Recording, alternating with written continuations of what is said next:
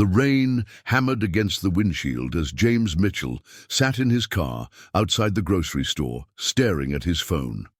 Another rejection email from a potential employer glowed on the screen. His 7-year-old daughter, Emma, was at her friend's sleepover, giving him one rare evening to himself. But all he could think about was how he'd explain another failed job interview to her innocent questions about why Daddy seemed so tired lately. Before we jump back in, tell us where you're tuning in from. And if this story touches you, make sure you're subscribed because tomorrow I've saved something extra special for you. He glanced at the clock, 11:47 p.m. The store would close soon, and he still needed to grab milk for Emma's cereal tomorrow morning. With a heavy sigh, James pocketed his phone and stepped out into the Seattle drizzle, pulling his worn jacket tighter around his shoulders. What happened in the next 10 minutes would change everything he thought he knew about courage, sacrifice, and the secrets people carry in their hearts. James had been a single father for 3 years now, ever since his wife Sarah died in a car accident that still haunted his dreams. The insurance payout had helped initially, but medical bills from Sarah's final weeks in the hospital had eaten through most of their savings. His job as a construction foreman had provided steady income until the company downsized 6 months ago, leaving him scrambling between unemployment benefits and odd jobs to keep their small apartment in Belltown. Tonight's rejection stung particularly hard because the position seemed perfect. Facilities maintenance at Emma's elementary school. He'd imagined being close enough to eat lunch with her sometimes, to be there if she got hurt or needed him. The hiring manager's polite but firm, "We've decided to go with another candidate," felt like another door slamming shut on their future. The grocery store's automatic doors slid open with a mechanical whisper, and James nodded to Marcus, the night clerk who'd become familiar with his late shopping habits. Marcus was working his way through community college and often studied between customers, his textbooks spread across the counter like a paper fortress against the fluorescent mundanity of retail work. "Evening, Mr. Mitchell," Marcus called out, barely looking up from his accounting homework. "Emma doing okay?" "She's at Sarah Chen's place tonight. First sleepover in months." James grabbed a handbasket, though he only needed a few items. Walking the aisles gave him time to think, to delay returning to an empty apartment where Sarah's absence still echoed in every room. He moved through the dairy section mechanically, grabbing the store-brand milk Emma preferred, some yogurt cups for her lunchbox, and a loaf of bread that would stretch their grocery budget through the weekend. At the checkout, Marcus scanned the items with practiced efficiency while simultaneously solving equations in the margins of his notebook. "You ever think about going back to school?" Marcus asked as he bagged the groceries. "I mean, with your experience in construction and all, maybe engineering or project management?" James considered this as he counted out exact change, mostly quarters and crumpled dollar bills. Hard to find time for classes when you're chasing job interviews and trying to be present for a 7-year-old. Night classes exist, online programs too, just saying, "Man, you're smart enough, I can tell." The compliment sat uncomfortably with James as he walked back toward his car.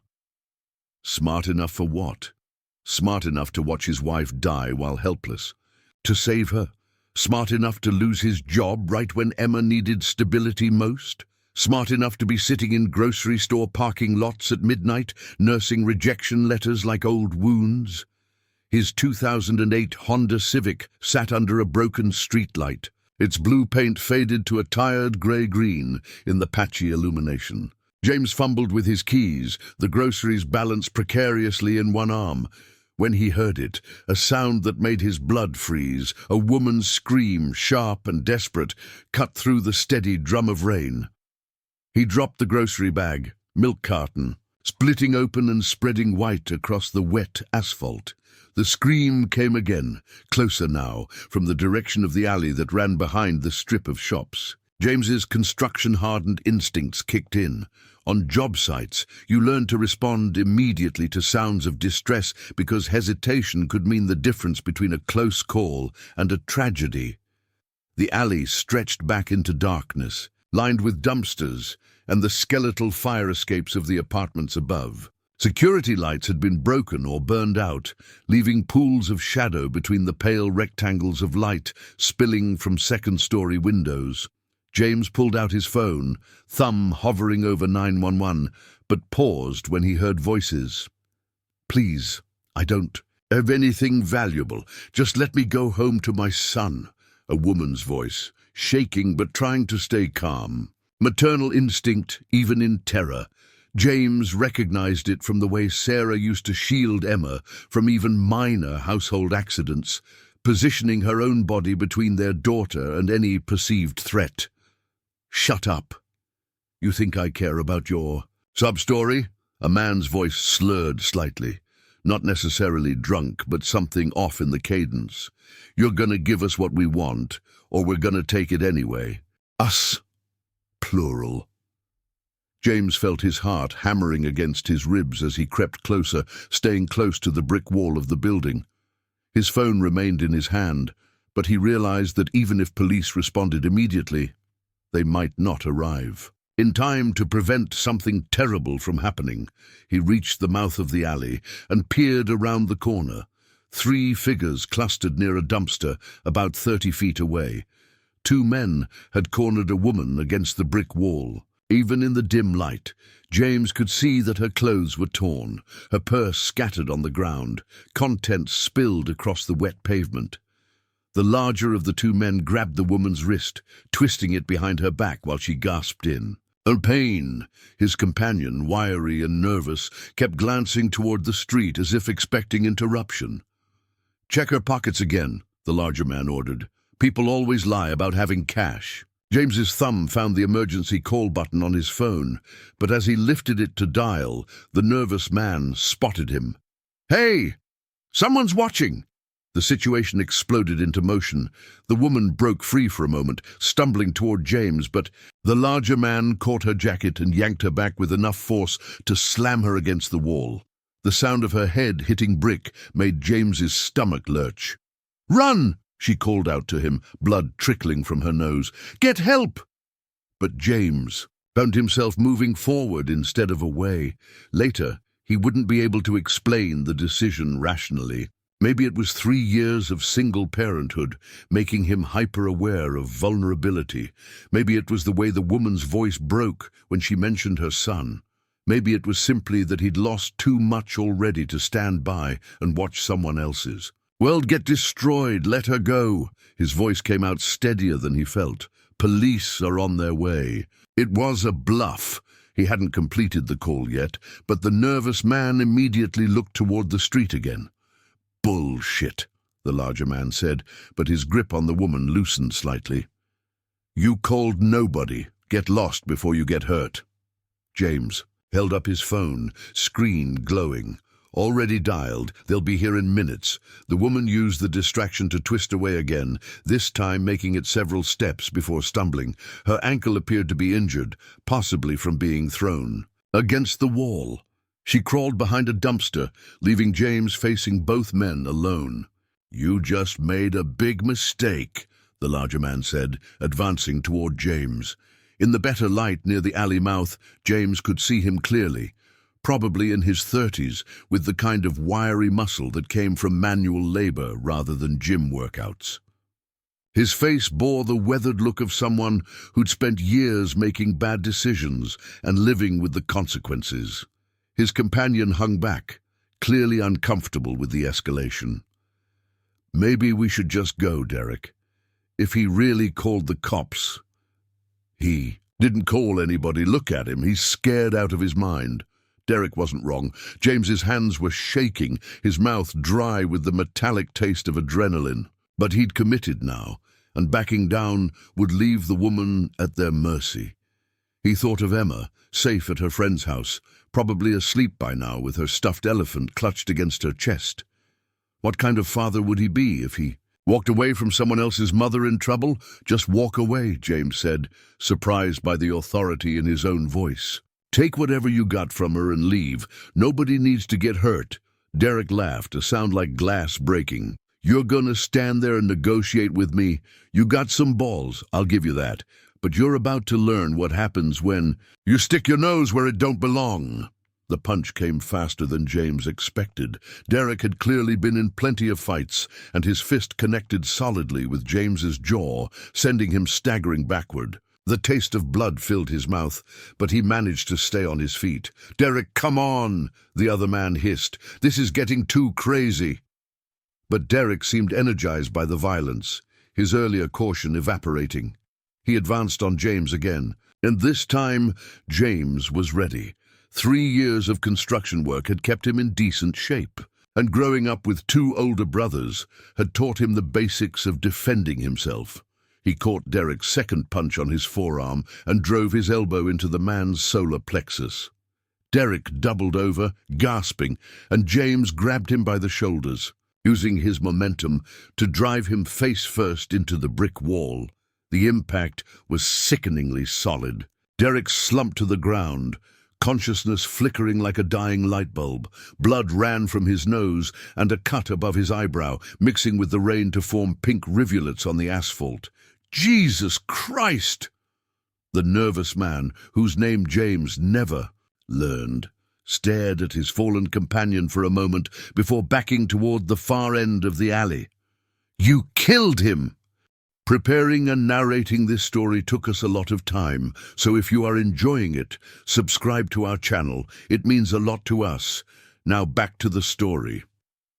"He's breathing," James said, though he wasn't entirely certain.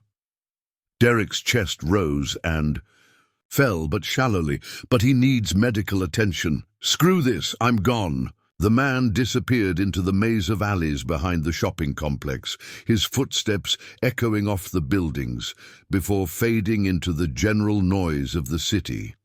James knelt beside Derek, checking for a pulse while simultaneously fumbling for his phone to actually call 911 this time. The man's heartbeat was steady, but his breathing was labored. Possible concussion, maybe internal injuries from the elbow strike. James had seen enough construction accidents to recognize the signs of serious trauma. Is he going to be okay? The woman had emerged from behind the dumpster, limping heavily on her injured ankle. Up close, James could see that she was probably in her late 20s, with dark hair plastered to her head by rain and blood. Her left eye was swelling shut, and there were scrapes on her hands from where she'd hit the pavement. "I don't know," James admitted, pressing the phone to his ear as the emergency operator answered. 911, I need police and an ambulance at the alley behind Miller's Grocery on Pine Street. There's been an assault. 1 man unconscious, 1 woman injured. As he gave details to the operator, the woman sank down against the wall, suddenly looking much smaller and more fragile than she had during the confrontation. Shock was setting in, James realized. He'd seen it before, the adrenaline crash that left people shaking and disoriented once the immediate danger passed. "What's your name?" he asked gently, ending the call with the promise that help was en route. "Catherine," she whispered. "Catherine Walsh. I'm James Mitchell. You're going to be okay, Catherine. The paramedics are coming." She nodded, but didn't seem to really hear him.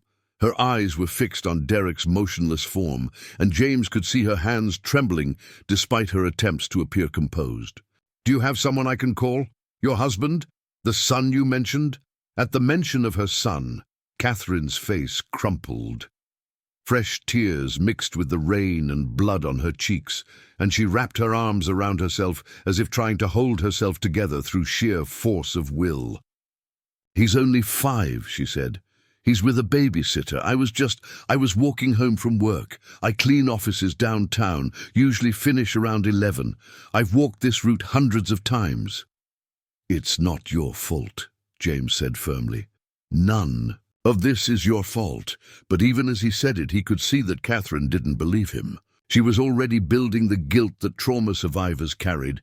What if she'd taken a different route? What if she'd called a cab? What if she'd fought harder or screamed louder or made different choices that existed only in the cruel mathematics? Of hindsight, the sound of sirens grew louder, bouncing off the buildings and filling the alley with red and blue light. James felt a wave of relief wash over him. Soon, this would be someone else's responsibility. Trained professionals who knew how to handle assault cases and medical emergencies and all the complicated aftermath of violence. But as the first police car pulled up to the alley entrance, Catherine grabbed his arm with surprising strength. "James," she said, her voice barely audible over the approaching sirens.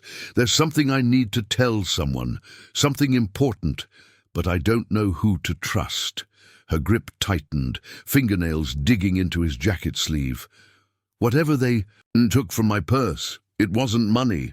It was a flash drive, and the information on it, people have already died because of what's on there." James stared at her, the weight of her words settling over him like a cold blanket. He'd stumbled into something much bigger than a random mugging, and as the police officers approached, with their flashlights cutting through the darkness, he realized that tonight was only the beginning.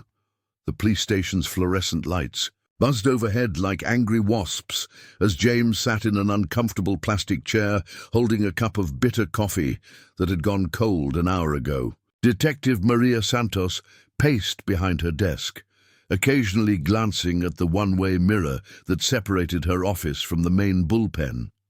Through the glass, James could see uniformed officers moving between desks, phones ringing constantly, and the general chaos of a metropolitan police department during the graveyard shift. "Walk me through it one more time," Detective Santos said, settling into her chair. She was probably in her 40s, with graying hair pulled back in a practical ponytail and the kind of tired eyes that came from seeing too much human cruelty. "You heard screaming, went to investigate, and found Ms. Walsh being assaulted by two men."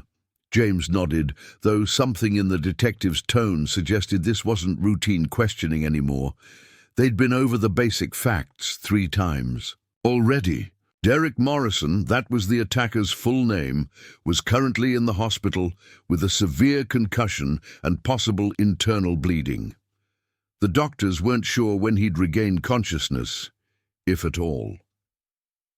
"The thing is, Mr. Mitchell," Detective Santos continued, "Derek Morrison isn't just some random street criminal. He's got connections to some very dangerous people who don't usually waste time mugging women for pocket change." She opened a manila folder and spread several photographs across the desk. James recognized Derek's mugshot immediately, but the other faces were unfamiliar, hard men with dead eyes and expensive suits that couldn't quite hide their violent nature. "Morrison works for Vincent Carlyle," the detective explained. "Ever heard that name?" James shook his head, though something about it nagged at him. Maybe he'd seen it in the newspaper or heard it mentioned on local news.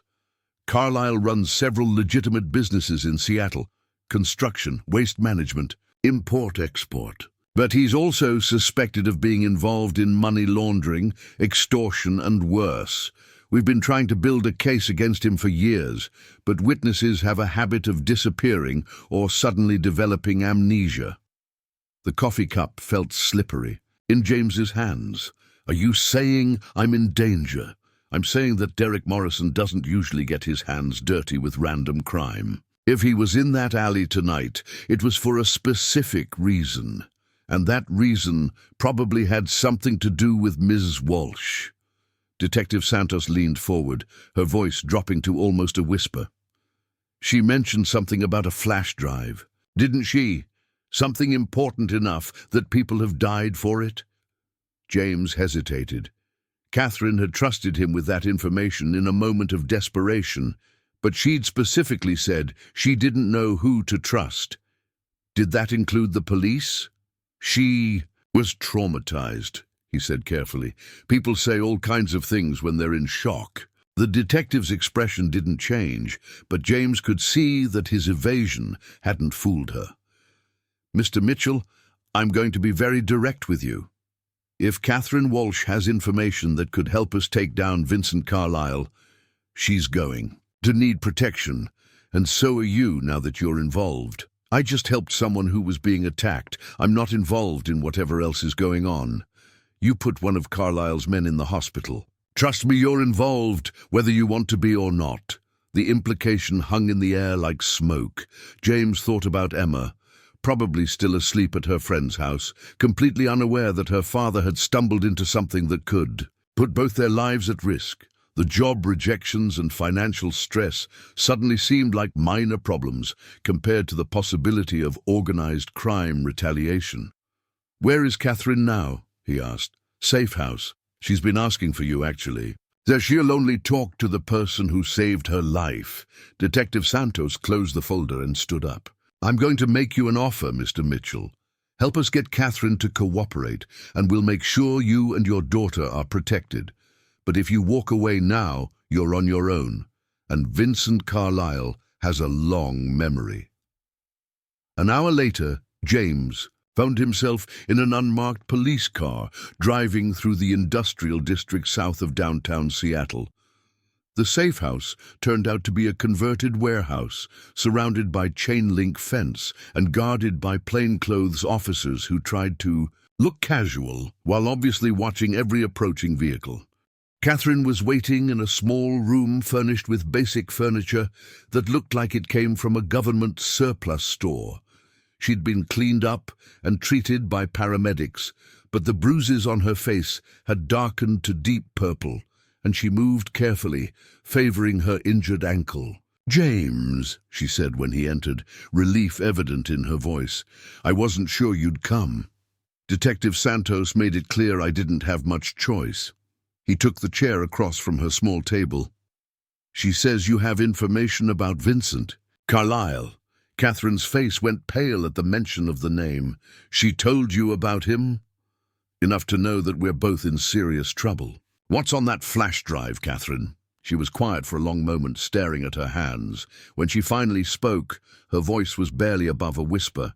"I work for Pinnacle Cleaning Services. We have contracts with dozens of office buildings downtown, including the Carlisle building on 4th Avenue. I've been cleaning Vincent Carlisle's personal office for almost 2 years." James waited, sensing there was much more to the story. "About 6 months ago, I started noticing things. Late night meetings when the building was supposed to be empty. Men in expensive suits who didn't look like businessmen. Conversations that stopped when I entered a room to empty the trash." Catherine stood up and walked to the small window. "Though the view only showed the warehouse's concrete courtyard, I should have minded my own business. But my son, Tyler, has cerebral palsy. The medical bills are crushing us, even with insurance. I work 3 jobs just to cover his physical therapy and medications. When I saw an opportunity to maybe improve our situation, I took it." "What kind of opportunity?"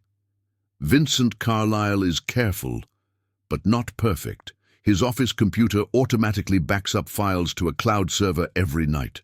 The backup runs while I'm cleaning, and sometimes he forgets to log out properly. I started taking pictures of documents with my phone, just financial records at first. I thought maybe I could sell information to his business competitors." James felt a chill run down his spine. "You were copying his files?" "It started small. Invoices, client lists, things that seemed harmless. But then I found something else." Catherine turned back to face him, and her eyes were bright with tears. "Evidence of murders, James. Detailed records of people who were killed because they threatened Carlisle's operations. Names, dates, methods, even photographs of the crime scenes." The room suddenly felt much smaller. James understood now why Derek Morrison had been specifically targeting Catherine, and why the detective had been so insistent about protection. "The flash drive contains 6 months of evidence," Catherine continued. "Financial records showing money laundering through legitimate businesses, communications about drug trafficking routes, and most importantly, a list of corrupt officials who've been taking bribes to look the other way. How many people are we talking about? 17 murders over the past 3 years. Police officers, city council members, federal investigators. Anyone who got too close to exposing Carlisle's operations." Catherine's voice broke. There's even a recording of Carlyle personally ordering the death of a journalist who was investigating his businesses. James sat back in his chair, overwhelmed by the scope of what Catherine had uncovered. Why didn't you go to the FBI immediately? Because I don't know who I can trust. The files show that Carlyle has people inside law enforcement, inside the prosecutor's office, maybe even inside federal agencies. I've been carrying this information around for weeks, trying to figure out what to do with it. And tonight, they found out. I don't know how, but somehow Carlyle discovered that someone had been accessing his files. Derek Morrison and his partner were waiting for me when I left work. They knew exactly what they were looking for. Catherine returned to her chair, moving carefully. The thing is, James, I made copies. The flash drive they took was just one of several. I have the complete files hidden in 3 different locations around the city. Does Detective Santos know this? Not yet. Like I said, I don't know who to trust. But I've been thinking about what you did tonight. You could have walked away. You could have called the police and let them handle it. Instead, you put yourself in danger to help a complete stranger. James thought about Emma again, and about the kind of man he wanted to be in her eyes. Anyone would have done the same thing. No, they wouldn't. Most people would have kept walking. The fact that you didn't tells me something about your character. Catherine reached across the table and touched his hand. I want to give you the other copies of the evidence. If something happens to me, you'll be the only person who can make sure this information gets to the right people. Catherine, I'm not qualified for this. I'm just a construction worker trying to raise his daughter. I don't know anything about organized crime or federal investigations, but you know right from wrong, and you're willing to act on that knowledge, even when it's dangerous. Before James could respond, Detective Santos entered the room, followed by a man in a dark suit, who introduced himself as FBI Special Agent Robert Chen. Ms. Walsh, Agent Chen said, settling into a chair at the head of the table, Detective Santos has briefed me on your situation. We understand you have information about Vincent Carlyle's operations. Catherine looked at James, then back at the federal agent. How do I know you're not working for him? Agent Chen reached into his jacket and produced a thick folder. Because we've been building our own case against Carlyle for 2 years. What we lack is the kind of inside evidence that could actually put him away. He spread several surveillance photographs across the table. Images of Carlyle meeting with known criminals, entering buildings that housed front operations, and conducting business in locations that suggested illegal activity. The problem is that Carlyle is extremely careful. He uses intermediaries for everything, maintains multiple layers of legal protection, and eliminates potential witnesses before they can testify. What you've described, direct evidence of his personal involvement in criminal activities, could be the break we've been waiting for. Catherine studied the photographs carefully. How do I know this isn't an elaborate setup? Maybe you're working with Carlyle to identify people who might have evidence against him. Because, Agent Chen said patiently, if we were working for Carlyle, you'd already be dead. The fact that you're sitting here talking to us means we're on the same side. The logic was brutal but compelling. James could see Catherine considering it, weighing her options in a situation where every choice carried potentially fatal consequences. There's something else, Agent Chen continued. About 3 hours ago, Vincent Carlyle's lawyer contacted the hospital where Derek Morrison is being treated. He's arranging for a private medical transport to move Morrison to a facility outside the city. Once that happens, Morrison will disappear and we'll lose our only direct connection to tonight's attack. What does that mean for us? James asked. It means we're running out of time. If Ms. Walsh has evidence that can tie Carlyle to criminal activity, we need it now. Not tomorrow, not next week. Tonight. Catherine was quiet for a long moment, her injured fingers drumming against the table. Finally, she looked up at Agent Chen. I'll make you a deal. I'll give you the evidence, but only if you guarantee protection for James and his daughter. They didn't ask to be involved in this, but now they're targets because of what happened tonight. Catherine, you don't need to... James started. Yes, I do. Her voice was firm. You saved my life. Now I'm going to save yours. Agent Chen nodded. We can arrange protection for both of you. Federal witness protection if necessary. No, James said immediately. I'm not uprooting my daughter's entire life. She's been through enough trauma already. Then we'll provide security here in Seattle, Agent Chen offered. Safe houses, regular check-ins, surveillance of your home and your daughter's school. Whatever it takes to keep you both safe. James looked at Catherine, seeing the determination in her eyes despite the fear. She'd made her decision, and now he had to make his. Emma deserved to grow up in a world where people stood up to criminals and corruption, even when it was dangerous, even when it was terrifying. Okay, he said finally, but I want to be involved in whatever happens next. If I'm going to be a target anyway, I might as well help finish this. Catherine smiled for the first time since he'd met her. Tyler is going to love hearing about how his mom and her friend took down the bad guys. Agent Chen was already reaching for his phone. I'll contact my team. We're going to need those files. Tonight, Miss Walsh, and then we're going to need both of you to disappear for a while. As the federal agent stepped out to make his calls, James found himself alone with Catherine again. The weight of what they'd committed to was settling over both of them like a heavy blanket. Are you sure about this? He asked. I've been sure. For months. Tonight just gave me the courage to act on it. Catherine winced as she shifted in her chair. But what about you? Having second thoughts, James thought about Emma, about the bedtime stories he'd been reading to her about brave heroes who fought against impossible odds, about the kind of father he wanted to be, and the kind of world he wanted to leave for his daughter. No second thoughts, he said. Let's take down Vincent Carlyle. The abandoned storage facility on Harbor Island looked like a perfect place to hide evidence or dispose of bodies. James followed Catherine through a maze of rusted shipping containers and broken concrete, their footsteps echoing off the industrial wasteland that surrounded them. Agent Chen and two other federal agents flanked their movement, weapons drawn but pointed down, eyes constantly scanning for threats. It's in container 47B, Catherine said, consulting a small notebook she'd pulled from her jacket pocket.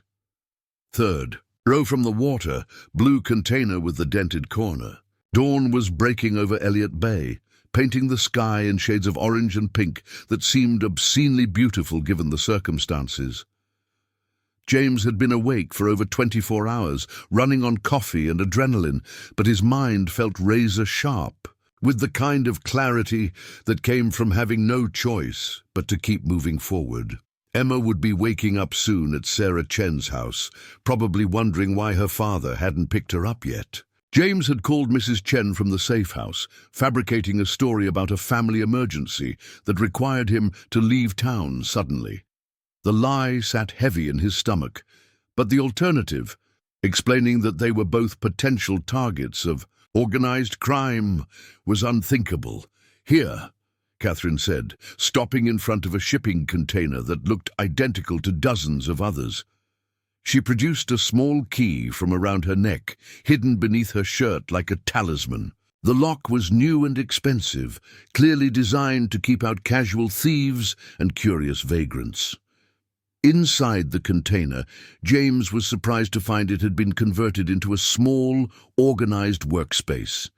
Battery-powered LED lights hung from the ceiling, casting harsh white light over a folding table, 2 camping chairs, and several metal filing cabinets secured with additional locks. I've been preparing for this moment for months, Catherine explained, unlocking the first cabinet. Ever since I realized what I'd stumbled into, I knew that eventually I'd need to either use this information or destroy it. There was no middle. He ground. Agent Chen stepped closer as Catherine removed a waterproof case from the top drawer. How many copies did you make? Complete sets in 3 locations. This is the master copy. Everything organized chronologically with cross-references and supporting documentation. She opened the case to reveal multiple flash drives, printed documents in clear protective sleeves, and what appeared to be a detailed timeline written in Catherine's careful handwriting. "Jesus Christ," one of the other agents whispered, leaning over to examine the materials. "This is a prosecutor's dream." James found himself looking at photographs that made his stomach turn. Crime scene images that were clearly taken by someone with access to police evidence rooms. Financial records showing millions of dollars flowing through legitimate businesses in patterns that could only indicate money laundering. And most disturbing of all, what appeared to be a ledger listing names, dates, and payment amounts alongside cryptic notations that didn't require much imagination to decode.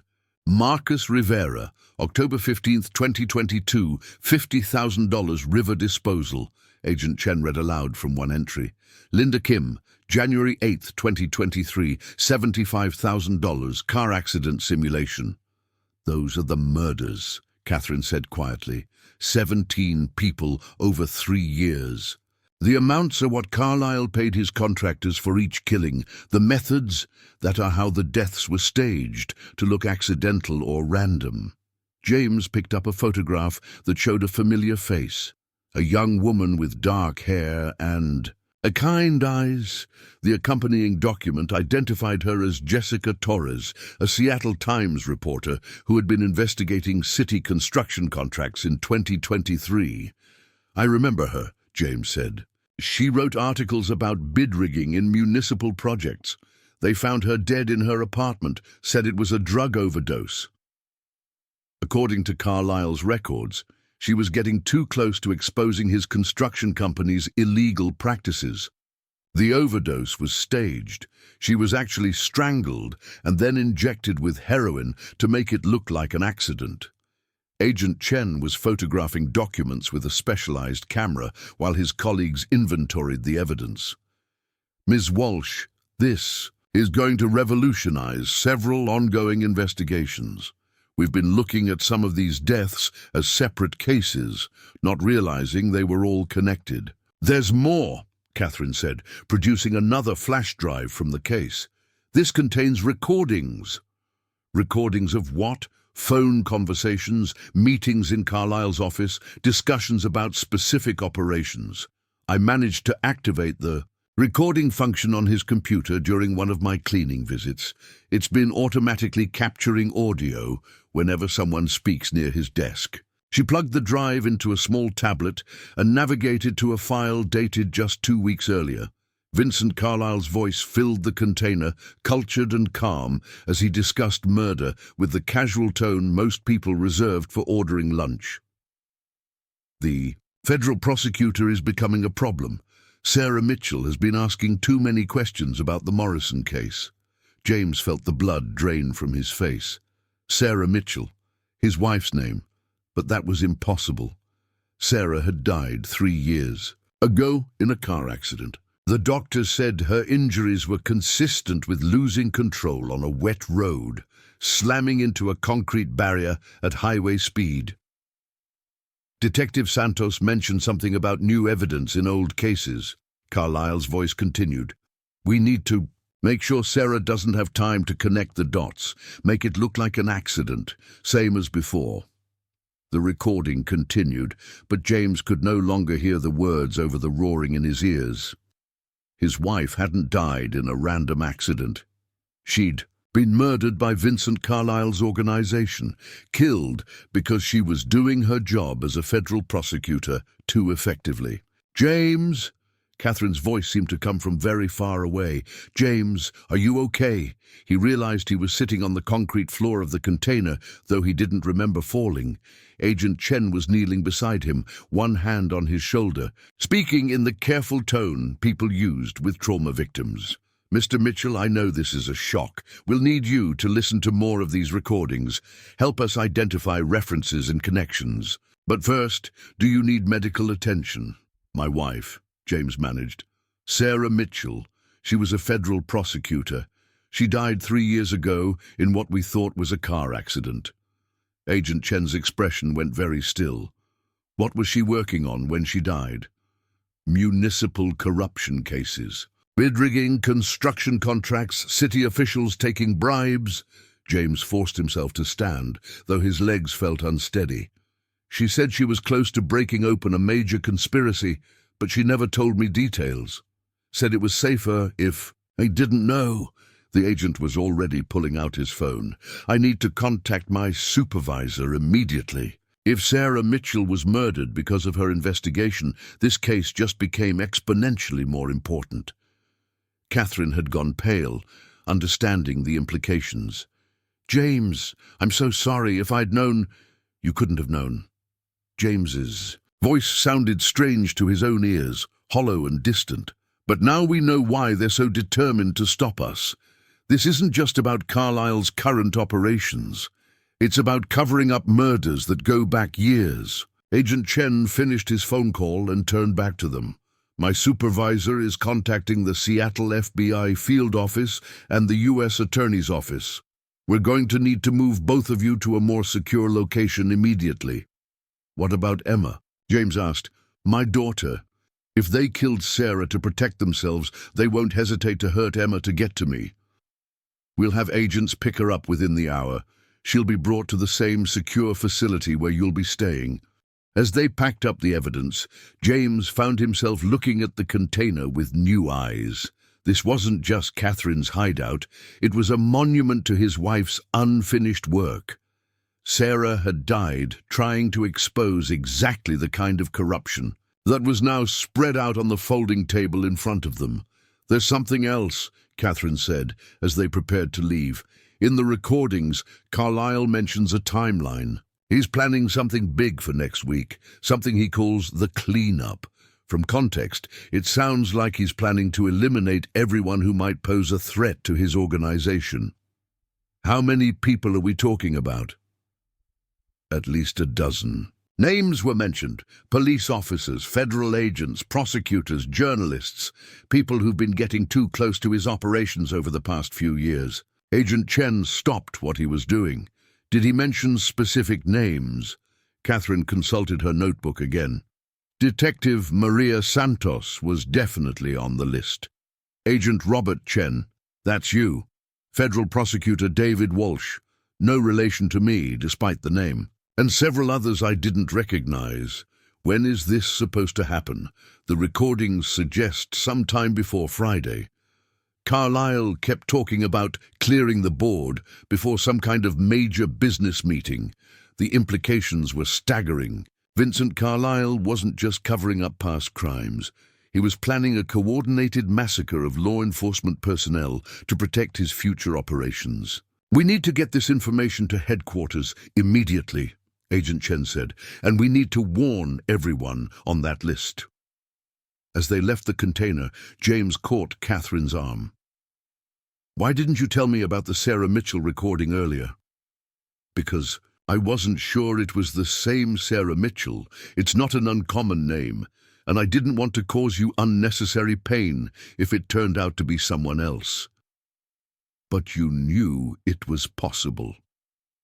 Catherine nodded, tears starting to form in her eyes. I suspected.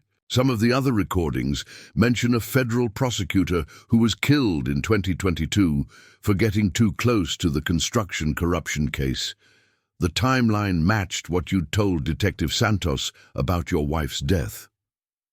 James felt a complex mixture of grief and rage building in his chest.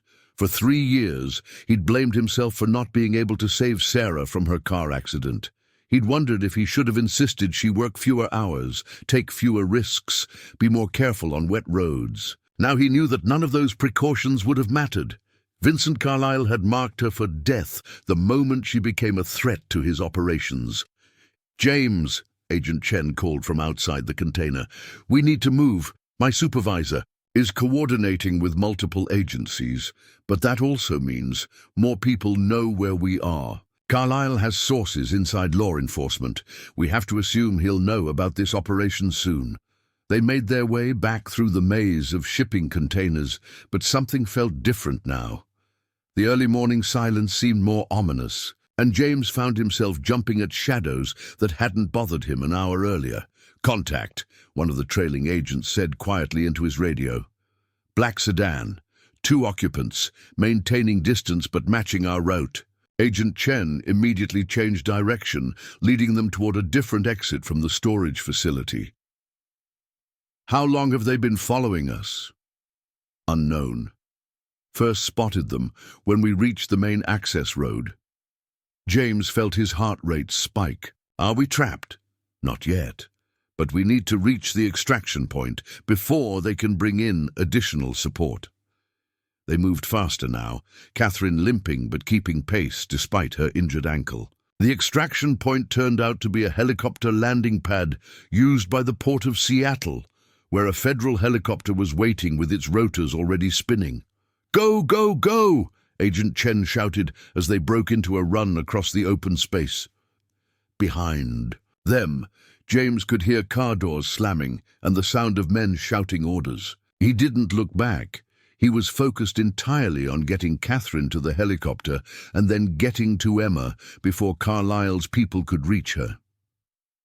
As they climbed into the aircraft, Agent Chen was already coordinating with the pilot and speaking rapidly into his headset. "Priority 1, transport to secure facility. Multiple federal agencies involved. Potential threat to high-value witnesses." The helicopter lifted off just as several black vehicles converged on the landing pad below. James could see armed men getting out of the cars, but they were already too high and moving too fast to be threatened by ground-based weapons. "Emma," he said to Agent Chen, "please tell me someone is getting my daughter. 2 agents are en route to the Chen residence now. She'll be at the secure facility when we arrive." Catherine reached over and squeezed James's hand. "We did it. We got the evidence out." "This is just the beginning," Agent Chen said grimly. "Now we have to keep you both alive long enough to testify." As Seattle fell away beneath them, James realized that his old life, the quiet existence of a struggling single father, was over. Whatever happened next, there was no going back to the simple problems of job interviews and grocery shopping. He was now a key witness in a federal case against one of the most dangerous criminals on the West Coast. But for the first time in 3 years, he also felt like he was finally doing something that would make Sarah proud. She died trying to bring Vincent Carlisle to justice. Now James was going to finish what she'd started. The federal safe house looked like any other suburban home in Tacoma: white picket fence, manicured lawn, basketball hoop in the driveway. But James noticed the subtle signs that marked it as something else entirely: reinforced windows, surveillance cameras disguised as decorative fixtures, and the way the neighbors walking their dogs seemed to have perfectly clear sight lines. To every entrance, Emma was waiting in the living room when they arrived, her small form dwarfed by an oversized leather couch. She clutched her stuffed elephant with one arm, while Agent Patricia Hoffman, a woman in her 30s with kind eyes and a carefully practiced smile, sat nearby reading from a children's book. "Daddy!" Emma jumped up and ran to James, wrapping her arms around his waist with the fierce desperation of a child who'd been told her father was in danger without understanding what that meant. "Hey, sweetheart," James whispered into her hair, fighting back tears he couldn't let her see. "I'm sorry I couldn't pick you up this morning. There were some grown-up problems I had to handle. Mrs. Chen said you had to go help someone who was hurt. Did you save them?"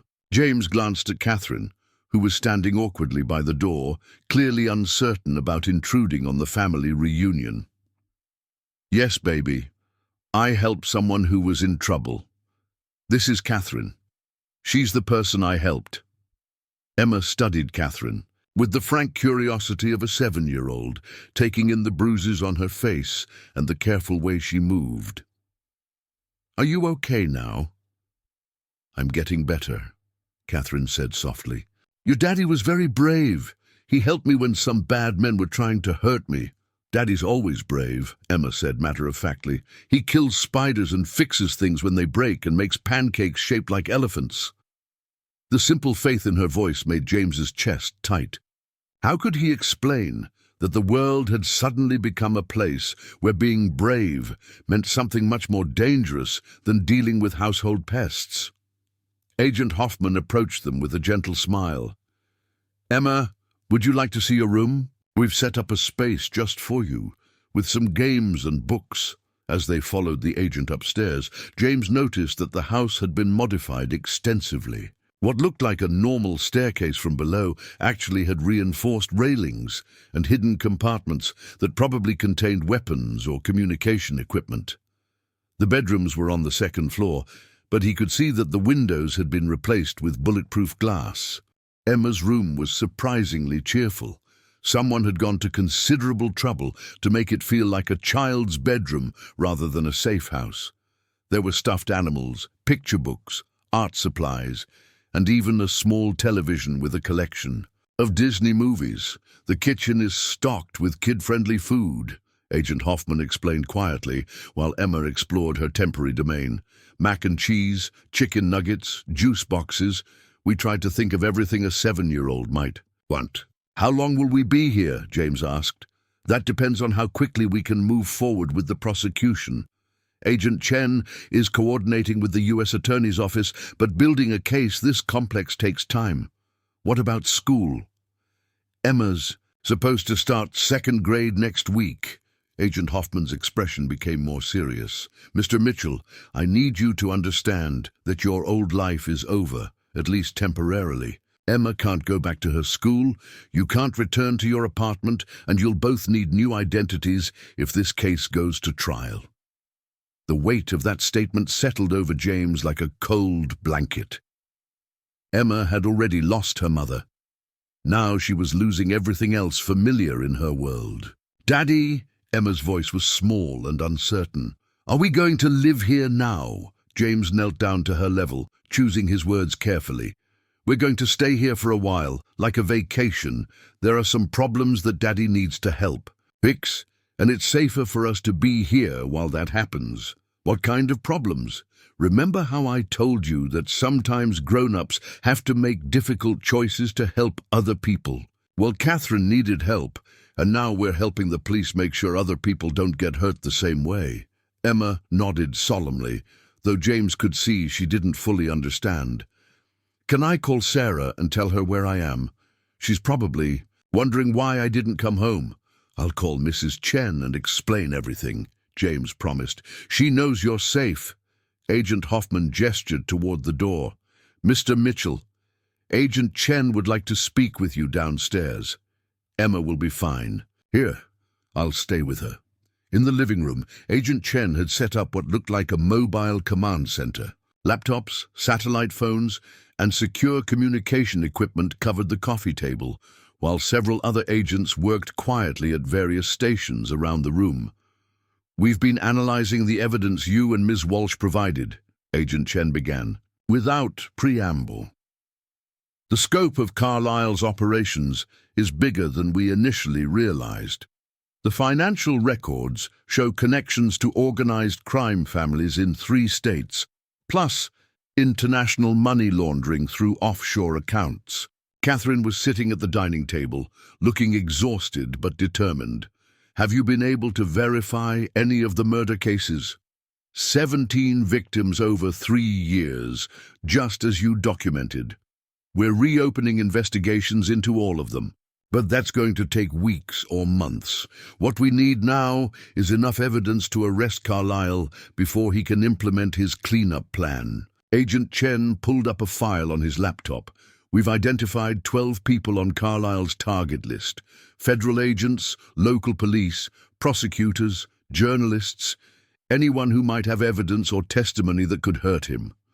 "Including me," James said. "Including you, and Ms. Walsh, and now, unfortunately, your daughter as well." The casual way Agent Chen mentioned Emma made James's blood run cold. "She's 7 years old. She has nothing to do with this." "Carlisle doesn't make those distinctions," His organization has killed children before when they were connected to potential witnesses. That's why you're both here, and that's why you can't leave until this is resolved." Catherine leaned forward. "What about my son? Tyler is with his babysitter, but if Carlisle knows about me, we have agents protecting Tyler as well. He's been moved to a secure location with his caregiver." James felt the full weight of responsibility settling on his shoulders. Not only had he put his own daughter at risk, but Catherine's disabled son was now in danger because of the choice they'd made to expose Carlisle's crimes. "There is some good news," Agent Chen continued. "The recordings you provided have given us probable cause for surveillance warrants on Carlisle and his known associates. We've been monitoring his communications for the past 6 hours. He turned his laptop screen toward them, showing what appeared to be a real-time transcript of phone conversations. Carlisle is panicking. He knows someone accessed his files and he's trying to accelerate his timeline. Instead of waiting until Friday for the cleanup, he's planning to move tomorrow night."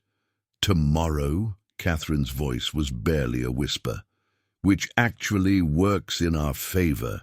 Rushed operations make mistakes, and mistakes give us opportunities to gather more evidence and make arrests."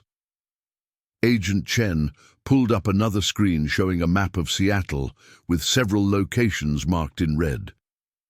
"We've identified the locations where Carlisle is planning to eliminate his targets. Federal Building, Police Headquarters, the Seattle Times newsroom, and several private residences." "You're going to stop him, right?" James asked. "We're going to try, but here's the problem. We still don't have enough evidence for a conviction that will stick. Carlisle's lawyers are extremely good, and he's been careful to insulate himself from direct involvement in most crimes." "What about the recordings?" His voice talking about murders.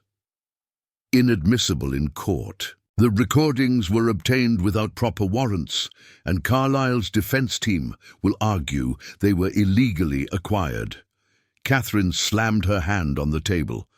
"So all of this was for nothing? People are going to die tomorrow night, and there's nothing we can do to stop it." "I didn't say that. What I said is that we need more evidence, and the only way to get that evidence is to catch Carlisle in the act." Agent Chen's expression became very serious. "We're going to set a trap. Use the information from the recordings to anticipate his moves, position our people where they can document his crimes as they happen, and gather evidence that will hold up in court."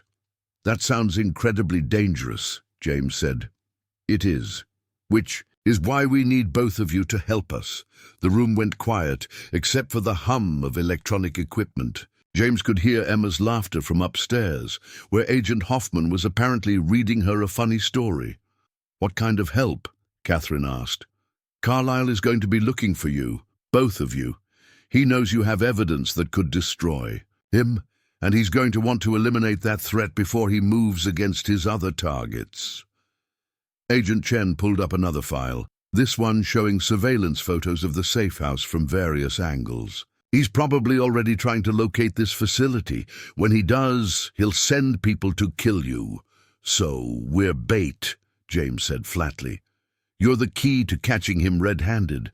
When his people come for you, we'll be ready.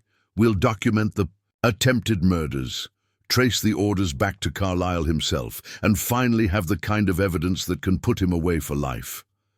Catherine was shaking her head.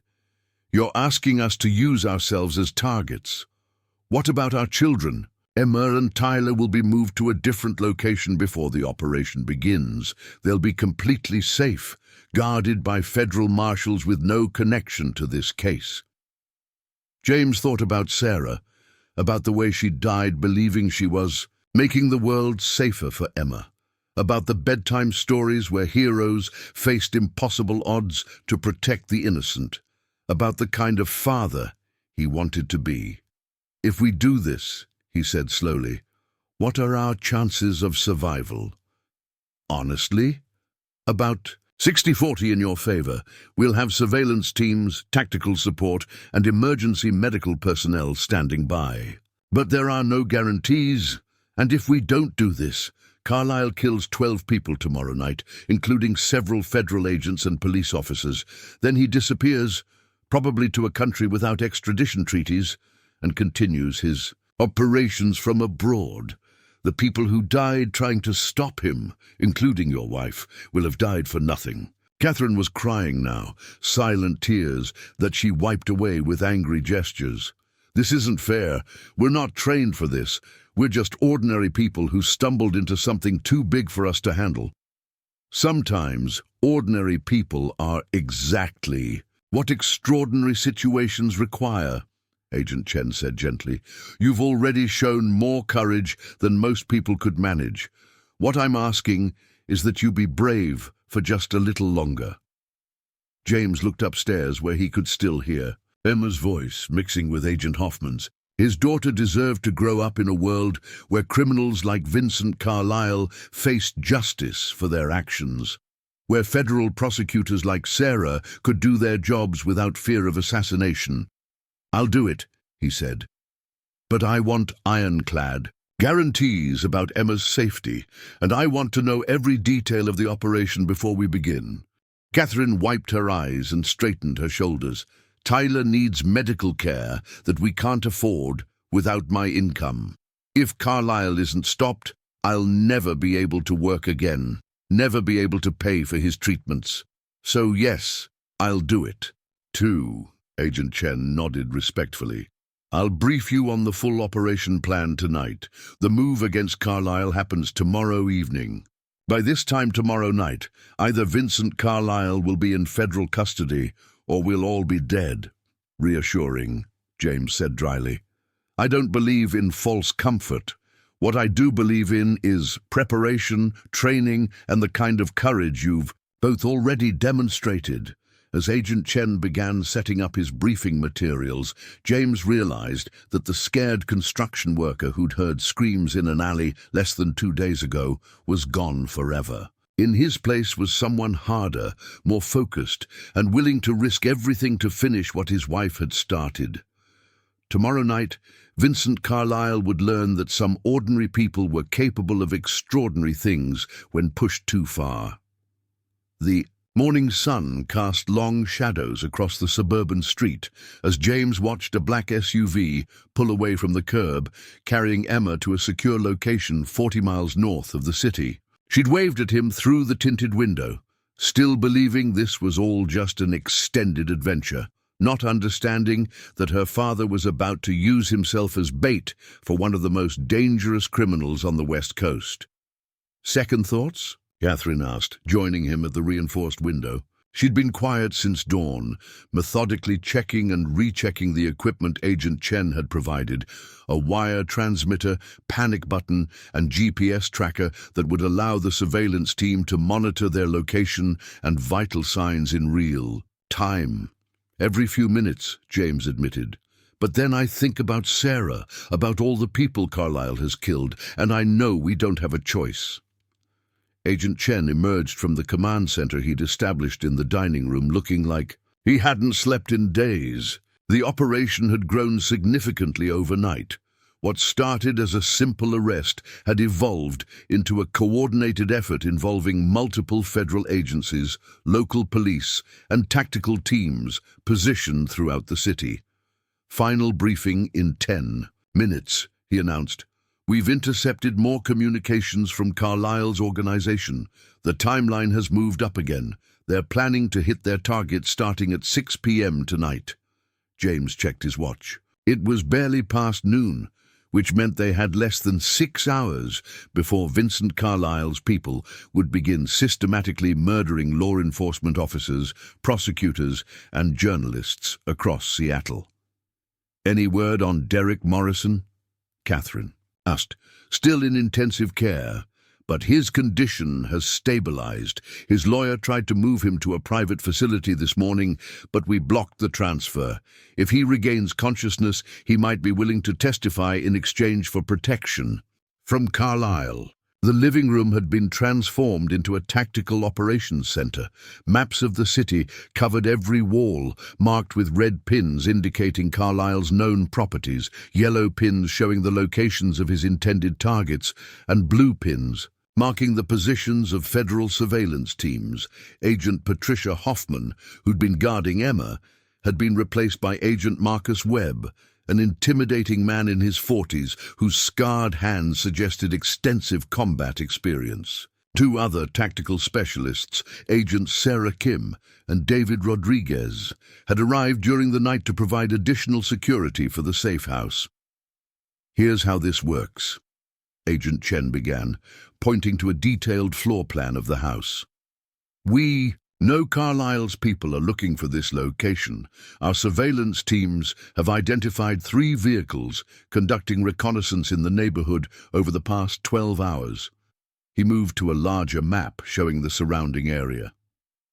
"When they move against the safe house, they'll probably come from multiple directions. Standard protocol would be to hit the house fast and hard, eliminate the witnesses, and extract before local police can respond. Except you'll be ready for them," James said. "We'll have snipers positioned in the houses across the street, tactical. Teams in the vacant lot behind the property, and rapid response units staged within 2 minutes of this location. When Carlyle's people show up, we'll have them surrounded." Catherine studied the maps carefully. What if they don't take the bait? What if they decide it's too risky and just disappear? Then 12 innocent people die tonight. And Carlyle vanishes to continue his operations from somewhere beyond our reach, Agent Chen said bluntly. "The intelligence we've gathered suggests he's already made arrangements to flee the country if his cleanup operation fails." Agent Webb stepped forward, his voice gravelly from years of shouting orders in combat situations. "Mr. Mitchell, Ms. Walsh, I need you to understand that once this begins, there's no backing out. When hostile forces arrive, you follow my orders." "Exactly. No heroics, no improvisation. Your job is to stay alive long enough for us to document the crimes and make arrests." "What if something goes wrong?" James asked. "What if they get past your people?" "Then we fall back to the panic room." Agent Webb led them to what appeared to be a coat closet near the back of the house. When he opened the door, James saw that it concealed a reinforced steel chamber equipped with independent air supply, communication equipment, and emergency food and water. The room can withstand small arms fire and explosive devices. If the situation deteriorates, you lock yourselves inside and wait for extraction. Catherine ran her hand along the steel walls. "How long can we survive here?" 72 hours, assuming normal stress levels. Less if you're injured or if the ventilation system is compromised. The reality of what they were about to do was beginning to sink in. James had imagined the confrontation in abstract terms. Federal agents arresting, criminals' justice being served, the good guys winning. He hadn't fully considered the possibility of being trapped in an underground bunker while armed men tried to kill him. "There's something else," Agent Chen said, producing a thick legal document. "If either of you is killed during this operation, your children will be placed in federal witness protection with new identities and full financial support until they reach adulthood." The document felt heavy in James's hands as he read through the legal language.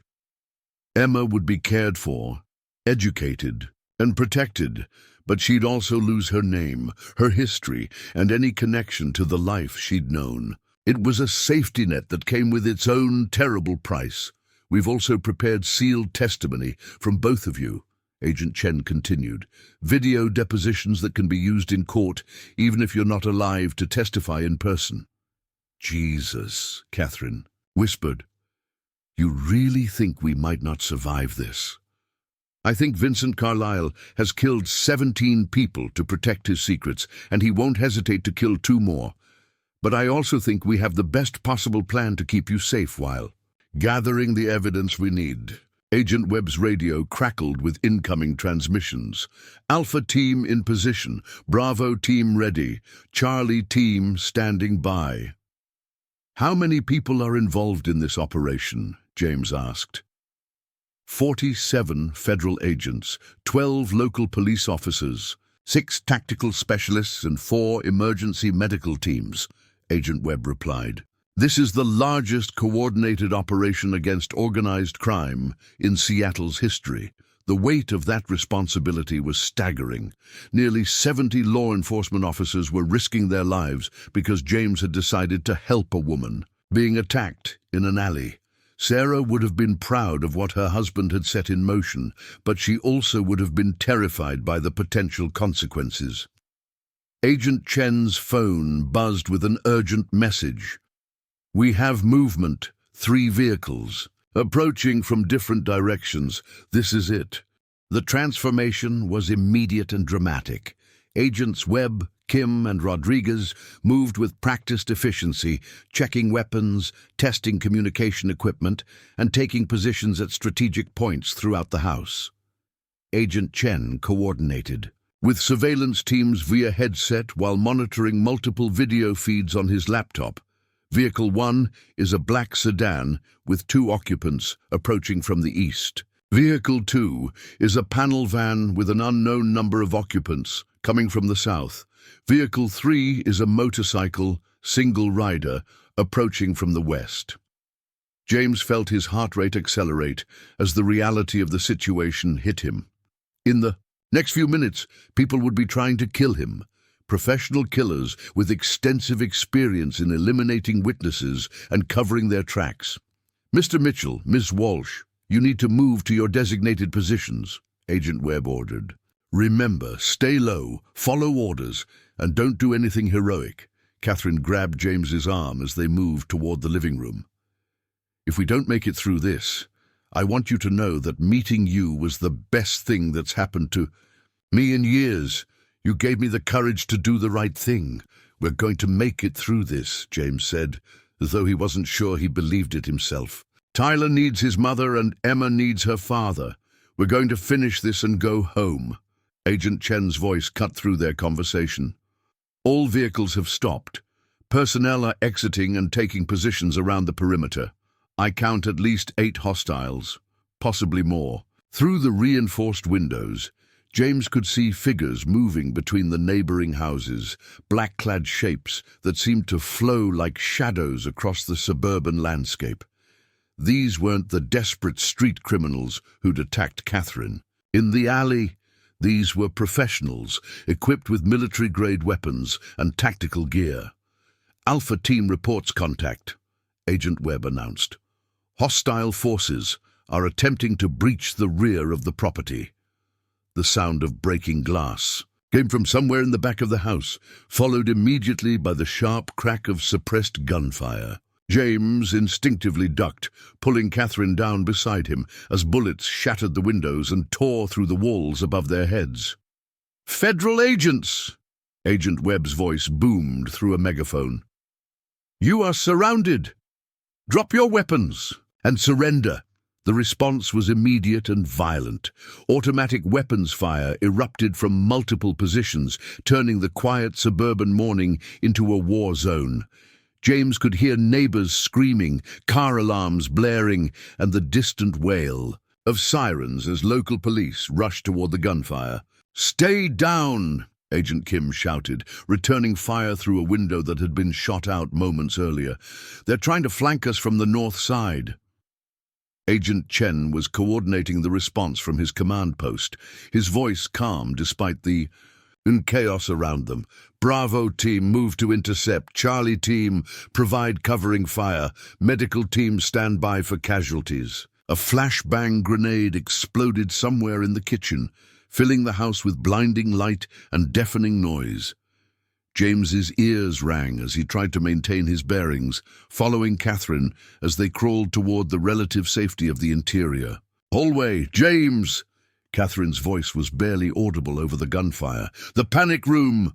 They crawled toward the back of the house, staying below the line of fire as bullets continued to shatter everything around them. Agent Rodriguez was positioned at the end of the hallway, methodically returning fire through what had once been a bedroom window.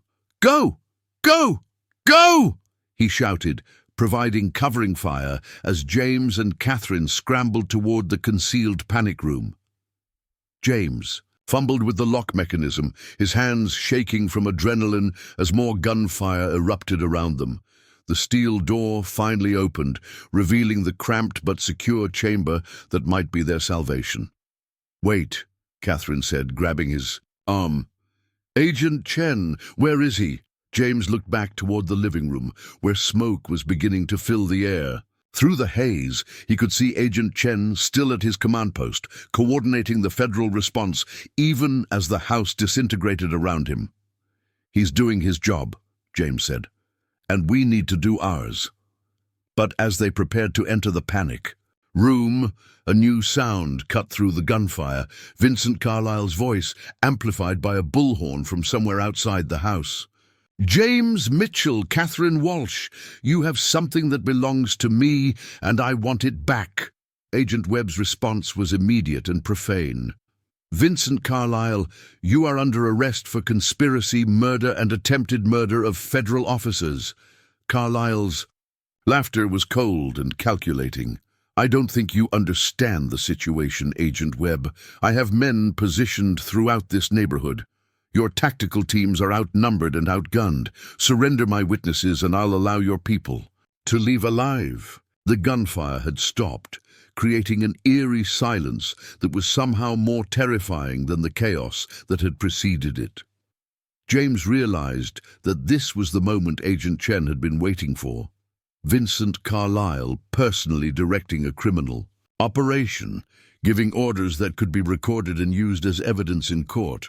"Mr. Carlisle," Agent Chen's voice came through the house's intercom system, "you're being recorded. Everything you say is being documented as evidence in a federal investigation." "I'm counting on it," Carlisle replied. "I want there to be a record of what happens when people interfere with my business." The sound of footsteps on the front porch made James's blood run cold. They were coming inside, and the federal agents were either dead or had been forced to retreat. The panic room was their only hope now. "Catherine," he whispered, "whatever happens, remember that we did the right thing. Sarah's death wasn't in vain, and Tyler will be proud of his mother." As they sealed themselves inside the reinforced chamber, James realized that the next few hours would determine not just their own fate, but the fate of everyone Vincent Carlisle had marked for death. The evidence was secure. The federal agents had what they needed for prosecution, but first they all had to survive long enough to use it. The panic room's steel walls seemed to close in around them as James and Catherine listened to footsteps moving through the house above. The air recycling system hummed quietly, but even that small sound felt dangerously loud in the suffocating silence that had replaced the gunfire. Catherine's face was illuminated by the green glow of the emergency lighting system, her eyes wide, with a mixture of fear and determination that James recognized from his own reflection in the polished steel walls. They'd been sealed inside for 23 minutes, and the communication system had gone silent 12 minutes ago. "Think they're still alive," Catherine whispered, referring to the federal agents who'd been protecting them. James pressed his ear against the reinforced door, trying to distinguish individual sounds from the muffled noise filtering down from above. Agent Chen's voice came through the intercom system after Carlisle arrived. "If they'd killed everyone, there wouldn't be any negotiation. Or maybe that's exactly what Carlisle wants us to think." A metallic scraping sound echoed through the house. Someone was dragging something heavy across the floor directly overhead. James's construction experience told him it was probably furniture being moved to barricade doors or create defensive positions. The communication panel crackled to life, making both of them jump despite the low volume. "James, Catherine, this is Agent Chen. If you can hear me, key your microphone twice for yes, once for no." James pressed the transmit button twice in quick succession. Good. We have a situation up here, but it's not what you might think. Vincent Carlisle walked into the middle of the largest federal sting operation in Seattle history. We have him surrounded, but he's holding 3 of my agents hostage in the living room. Catherine keyed the microphone once, the signal for no, then twice, then once again. She was asking for clarification. Let me explain the current situation. Carlisle arrived with 12 armed men.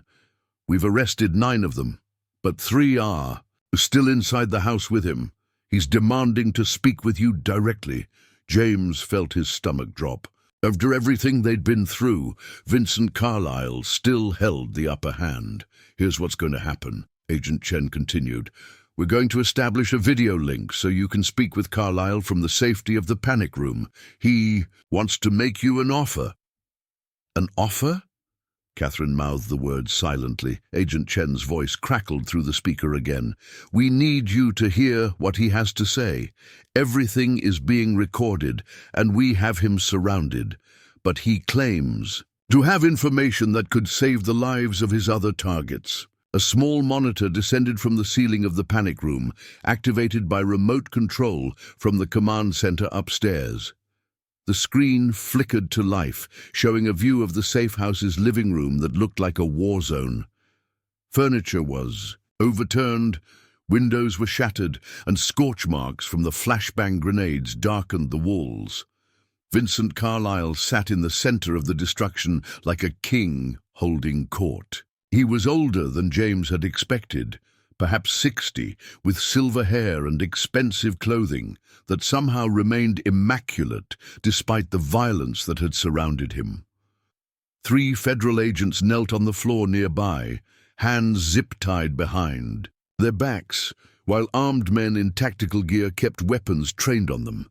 Mr. Mitchell, Ms. Walsh, Carlisle said, looking directly into the camera. I apologize for the dramatic circumstances, but you've put me in a rather difficult position. James activated the microphone. Let the agents go, Carlisle. Your business is with us. Carlisle's smile was cold and calculating. My business extends far beyond the 2 of you, I'm afraid. You see, the evidence you've collected represents years of careful work. Arrangements with very dangerous people who don't appreciate having their operations exposed. Then you should have thought of that before you started murdering federal prosecutors, Catherine said, her voice stronger than James had expected. Ah, yes, Sarah Mitchell. Your wife, Mr. Mitchell. A brilliant woman, I'm told. It's unfortunate that her dedication to justice put her family at risk. The casual way Carlisle mentioned Sarah's name made James's vision blur with rage. You killed her because she was going to expose your corruption. I killed her because she was going to destroy a network that took decades to build.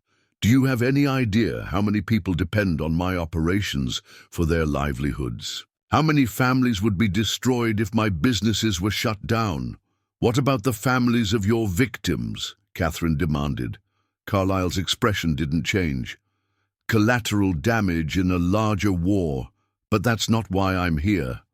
I'm here to offer you a deal. Agent Chen's voice came through a separate communication channel. Don't listen to him.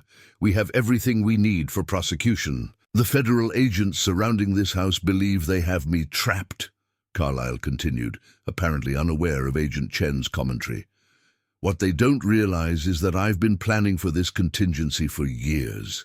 He gestured to one of his men, who produced a tablet computer and held it up to the camera.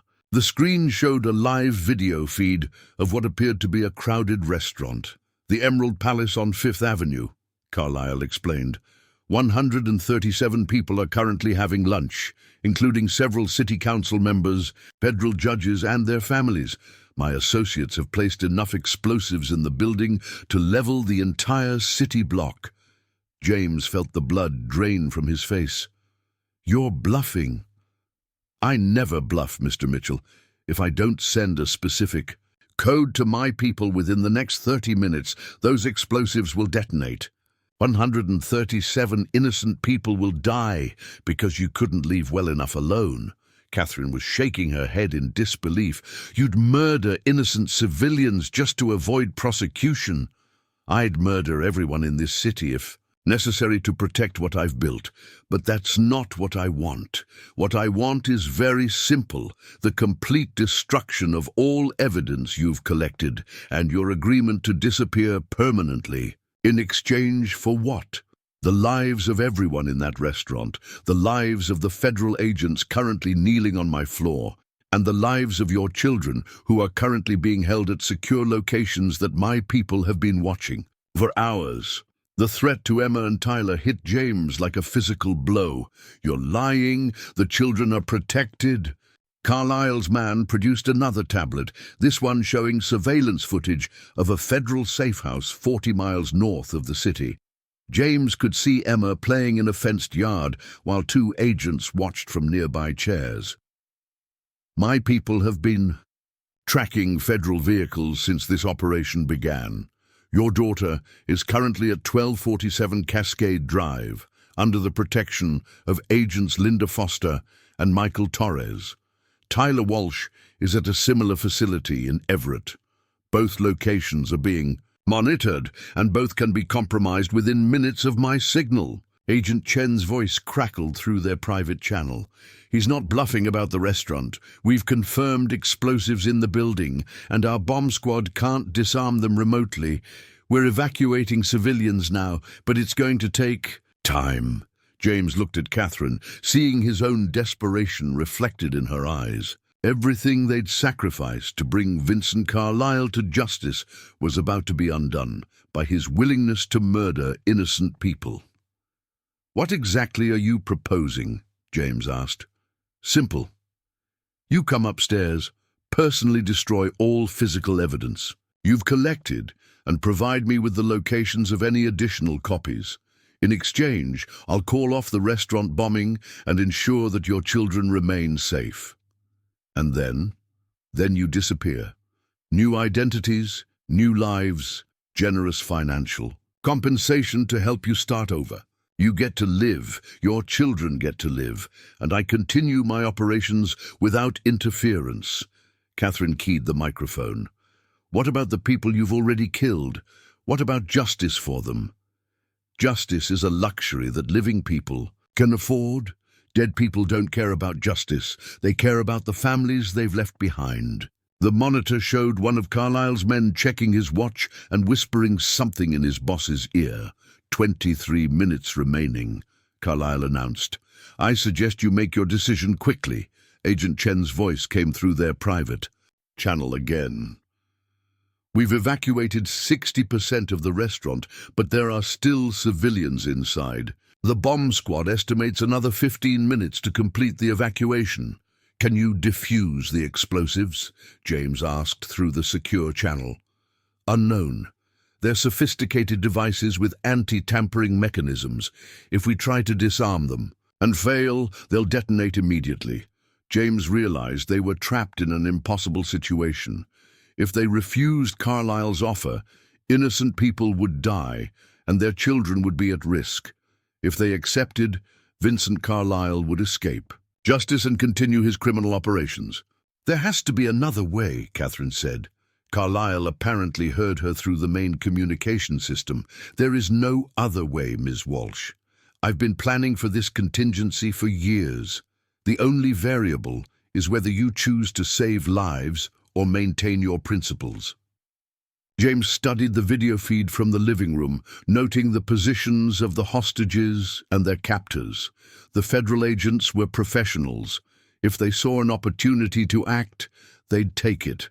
But they were also outnumbered and restrained. "Agent Chen," James said through the secure channel, "what if we come upstairs but don't actually destroy the evidence? What if we stall for time while you complete the evacuation?" "Too risky. If Carlisle realizes you're stalling, he'll detonate the bombs immediately." Catherine suddenly gripped James's arm. "Wait, look at the video feed carefully. Do you see what I see?" James studied the monitor more closely. At first, everything looked exactly as Carlisle had presented it. 3 federal agents held hostage by armed criminals. But then he noticed something odd about the way one of the agents was positioned. Agent Rodriguez, the tactical specialist who'd been providing covering fire during the initial assault, was kneeling with his hands behind his back. But his body language suggested he wasn't actually restrained. His shoulders were too relaxed, his balance too centered. "He's not really tied up," Catherine whispered. James looked more carefully and realized she was right. The zip ties were there, but Agent Rodriguez had somehow loosened them enough to slip his hands free if necessary. He was waiting for the right moment to act. "Agent Chen," James said quietly, "is Rodriguez really restrained?" "Negative. He's been working on his bond since Carlyle arrived. We're waiting for the right opportunity." "What kind of opportunity?" "The kind that requires a distraction. Something that will draw the attention of all three gunmen at the same time." James looked at Catherine, understanding passing between them without words. They'd started this by putting themselves at risk to help others. Now they had to finish it the same way. "We're coming upstairs," James announced through the main communication system. Carlyle's smile was triumphant. "Excellent choice. You have 5 minutes to gather any physical evidence and bring it to the living room." "There's just one problem," Catherine said. "We don't actually have any physical evidence with us. Everything is hidden in other locations, around the city.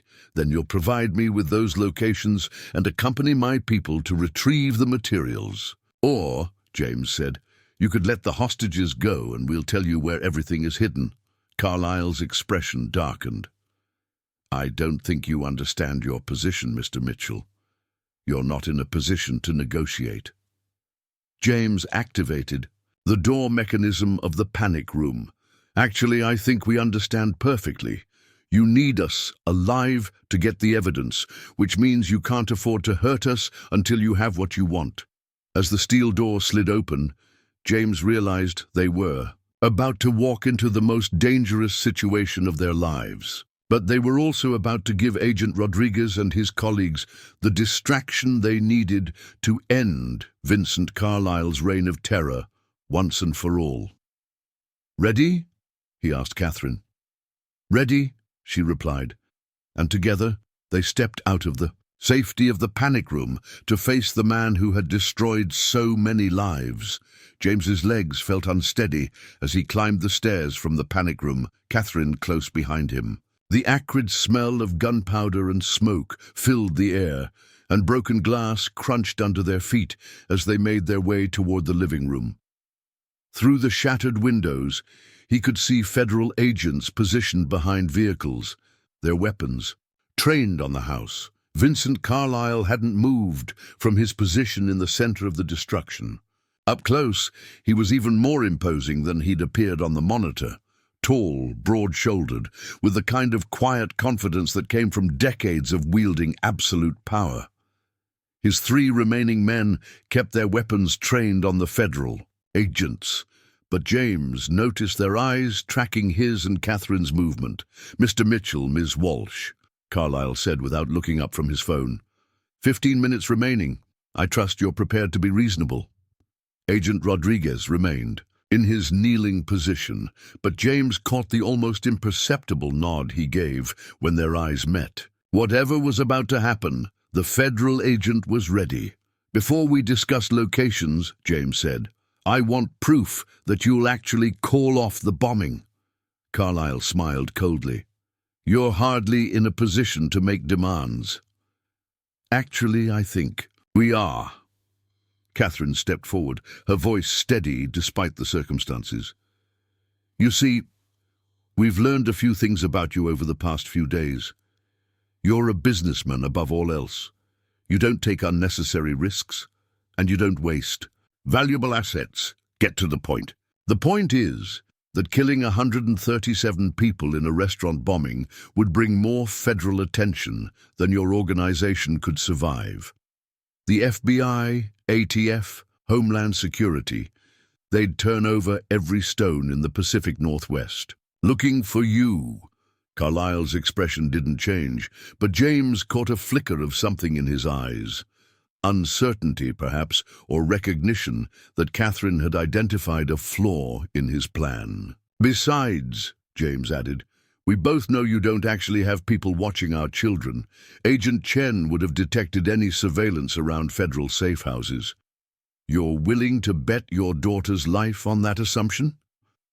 "I'm willing to bet that you're smarter than you're pretending to be. Emma and Tyler are safe because keeping them safe serves your interests. Dead children create martyrs, and martyrs create problems for people in your line of work." Agent Chen's voice crackled. Through the house's intercom system, "Mr. Carlyle, we've completed the evacuation of the restaurant. Whatever explosives you claim to have planted, they're no longer a threat to civilian lives." Carlyle's composure cracked slightly. "Impossible. You couldn't have evacuated that many people in 20 minutes. Fire department, police, and federal agents working together can accomplish remarkable things when civilian lives are at stake," Agent Chen replied. "Your leverage just disappeared, Mr. Carlyle." One of Carlyle's men whispered urgently in his ear, probably reporting that their surveillance of the restaurant had confirmed the evacuation. James could see the criminal leader recalculating his options, weighing the costs and benefits of different courses of action. "The bombs are still active," Carlyle said, but his voice lacked the confidence it had carried moments earlier. "I could still level the building." "You could," Catherine agreed, "but what would that accomplish now? Empty buildings don't generate headlines or federal investigations. They just create property damage claims." Agent Rodriguez shifted slightly, his weight moving forward in preparation for action. The movement was subtle, but James caught it and realized they needed to keep Carlyle's attention focused away from the hostages. "There's something else you should know," James said, pulling a small device from his pocket. "This is a backup transmitter. Every word you've spoken since we came upstairs has been broadcast live to federal prosecutors in 3 states. It was a bluff. The device was actually just a garage door opener he'd grabbed from Agent Chen's equipment table. But Carlyle didn't know that." "You're lying." "Vincent Carlyle confessed to the murder of Sarah Mitchell," James said clearly, speaking toward the device.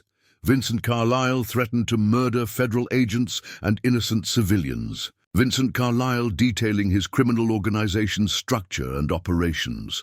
Carlyle's face went white as he realized the implications. Even if James was bluffing about the live broadcast, everything had certainly been recorded by the federal surveillance equipment in the house. "You've destroyed me," he said quietly. "You destroyed yourself the moment you decided that human lives were acceptable losses for your business interests," Catherine replied. "We just documented it." The criminal leader stood slowly, his movements careful and controlled. "Then we have nothing left to negotiate." "Actually, we do," James said. "You have one chance to end this without more bloodshed. Surrender now. Cooperate with federal prosecutors. And maybe you can avoid the death penalty for Sarah's murder." Carlyle laughed, a sound like breaking glass. "You think I'm going to spend the rest of my life in a federal prison cell? You think I'm going to let everyone I've worked with for decades know that I was brought down by a construction worker and a cleaning lady?" He gestured to his men, and James saw their weapons shift toward him and Catherine. "If I'm going down, I'm taking all of you with me." That was the moment Agent Rodriguez had been waiting for. In one fluid motion, he slipped his hands free of the loosened zip ties, rolled sideways to avoid the line of fire, and drove his shoulder into the legs of the nearest gunman. The living room exploded into chaos. Agent Rodriguez's tackle sent one of Carlyle's men crashing into an overturned couch, his weapon discharging harmlessly into the ceiling. The other 2 federal agents, freed by Rodriguez's distraction, immediately engaged their captors in hand-to-hand combat. James grabbed Catherine and pulled her behind the remains of a china cabinet as bullets began flying in all directions. Through the broken windows, he could see federal tactical teams moving toward the house now that the hostage situation had been resolved. Vincent Carlyle had drawn his own weapon, an expensive-looking pistol that seemed small in his large hands. Instead of joining the fight, he was backing toward the rear of the house, apparently planning to escape through the kitchen door. "He's getting away!" Catherine shouted over the gunfire. James made a decision that would have terrified him 48 hours earlier, but now seemed like the natural thing to do. He launched himself from behind the cabinet, tackling Carlyle around the waist and driving both of them to the floor. The impact knocked the pistol from Carlyle's hand, sending it skittering across the hardwood floor. The older man was stronger than James had expected, and they rolled across the debris-covered floor in a vicious struggle for dominance. "You have no idea what you've started," Carlyle snarled, driving an elbow toward James's ribs. "My organization extends far beyond what you've seen. Kill me, and 10 more will take my place." "Maybe," James gasped, avoiding the elbow strike and managing to pin Carlyle's arm behind his back. "But they'll have to do it from prison cells, thanks to the evidence Catherine collected." The sound of gunfire was diminishing as federal agents overwhelmed Carlyle's remaining men. Through the chaos, James could hear Agent Chen coordinating the final phase of the operation via radio. "Suspect Vincent Carlyle is in custody," James called out, using his construction site voice to cut through the noise. "Repeat, primary suspect is secured." Agent Rodriguez appeared beside them, zip ties ready to restrain Carlyle properly. "Nice work, Mr. Mitchell, though I should probably mention that tackling suspects isn't a recommended procedure for civilian witnesses." "I'll try to remember that for next time," James said, though he sincerely hoped there would never be a next time. Catherine emerged from behind the cabinet, looking shaken but triumphant. "Is it over?" "The immediate threat is over," Agent Chen said, entering the living room with his weapon drawn but pointed down. "Mr. Carlyle's organization extends beyond what we've captured today, but the evidence you provided will allow us to dismantle the entire network." Vincent Carlyle was silent as Agent Rodriguez secured his restraints, but his eyes burned with a hatred that made James uncomfortable. Even defeated and facing life in prison, the criminal leader radiated the kind of focused malevolence that suggested this wasn't truly over. "What happens now?" Catherine asked. "Now we spend the next several months in court," Agent Chen replied. "Grand jury testimony, pre-trial hearings, and eventually a trial that will probably last 6 months. Mr. Carlyle had his fingers in a lot of different criminal enterprises." "What about our children?" "Emma and Tyler will remain in protective custody until we're certain all threats have been eliminated. Based on the evidence you've provided, we expect to make at least 30 additional arrests over the next few weeks." As paramedics and crime scene technicians began flooding into the house, James found himself thinking about Sarah. His wife had died trying to bring Vincent Carlyle to justice, and now, 3 years later, that work was finally complete. "She would have been proud," Catherine said quietly, somehow reading his thoughts. "She would have been terrified that I put Emma at risk," James replied. "But yes, I think she would have been proud that we finished what she started." Agent Chen approached them with a thick folder. "Before you go, there's something you should know. The investigation into your wife's death has been officially reopened as a homicide case.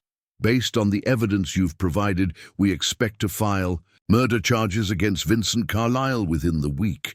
The words James had been waiting 3 years to hear felt strange and hollow now that he'd finally heard them. Sarah's death hadn't been a random accident. It had been a calculated murder committed to protect a criminal empire. But knowing the truth, terrible as it was, felt better than living with uncertainty. "How long before Emma and I can go home?" James asked. "That depends on several factors. The immediate physical threat has been eliminated, but Carlyle's organization may attempt retaliation. We'll need to assess the ongoing risks and determine appropriate security measures." Meaning, You might need to relocate permanently. New identities, new lives, federal witness protection until the entire organization has been dismantled. James thought about Emma, about the life she'd known before all of this began. Her school, her friends, the small apartment where she'd grown, up surrounded by memories of her mother. All of that might be gone now, sacrificed in the name of justice and safety. "It's worth it," Catherine said, apparently following his thoughts again. "Tyler will have the medical care he needs, and both. Our children will grow up in a world where people like Vincent Carlisle face consequences for their actions." Besides, Agent Chen added, the federal government is very generous with witness protection participants. New house, new jobs, college funds for both children. You'll actually be better off financially than you were before. As they prepared to leave the destroyed safe house, James took one last look at the living room where Vincent Carlisle had made his final stand. The man who'd ordered Sarah's death was now in federal custody, facing charges that would ensure he'd never hurt anyone again. "Ready to go home?" Agent Chen asked, though home now meant a different safe house where Emma was waiting. "Ready," James replied, but as they walked toward the federal vehicles waiting outside, Vincent Carlisle called out from the back of the police car where he was being held, "Mr. Mitchell, Ms. Walsh!" They turned to face him one last time. "This isn't over," he said, his voice carrying clearly through the car's open window. "Prison is just another kind of business opportunity for someone with the right connections. I'll be back." Agent Rodriguez slammed the car door, cutting off any further threats. "Ignore him," the agent advised. "Guys like Carlisle always make threats when they're caught. It's all they have left." But as the convoy of federal vehicles pulled away from the suburban street, James couldn't shake the feeling that Vincent Carlisle's final words had been less of a threat and more of a promise. 3 months later, James stood in the kitchen of a house in Portland, Oregon, making elephant-shaped pancakes for Emma while she got ready for her first day at a new school. Their names were different now, David and Anna Chen, in honor of Agent Chen's dedication to their case, but some things remained the same. Catherine lived just 2 blocks away with Tyler, who was thriving under the specialized medical care that federal witness protection provided. The boys who'd attacked her in the alley seemed like figures from a different lifetime, but the friendship forged in that crisis had endured. Vincent Carlisle had been sentenced to life in prison without the possibility of parole. 37 members of his organization had been arrested and convicted. The construction corruption case that had cost Sarah her life had been fully exposed, leading to reforms in municipal contracting procedures throughout the Pacific Northwest. Emma still missed her old life sometimes, but she'd adapted to their new circumstances with the resilience that children possess. She'd made friends at her new school, joined the soccer team, and still believed that her father was the bravest person in the world. "Daddy," she said as she came downstairs for breakfast, "are we safe now?" It was a question she asked periodically, usually when news reports mentioned organized crime or when she had nightmares about the brief time they'd spent in protective custody. "We're safe," James assured her, though he knew that safe was a relative term. They'd helped bring down a major criminal organization, but the world still contained dangerous people who preyed on the innocent. The difference was that now James knew he had the courage to stand up to those people when circumstances required it. He'd learned that ordinary people could do extraordinary things when they decided that justice mattered more than personal safety. His phone buzzed with a text message from Catherine. "Tyler's first day at physical therapy went great. Pizza tonight at our place?" James smiled as he typed back, "Wouldn't miss it. Emma's been asking about Tyler all week." As he watched his daughter eat her elephant pancakes, James reflected on how much their lives had changed since that rainy night in the grocery store parking lot.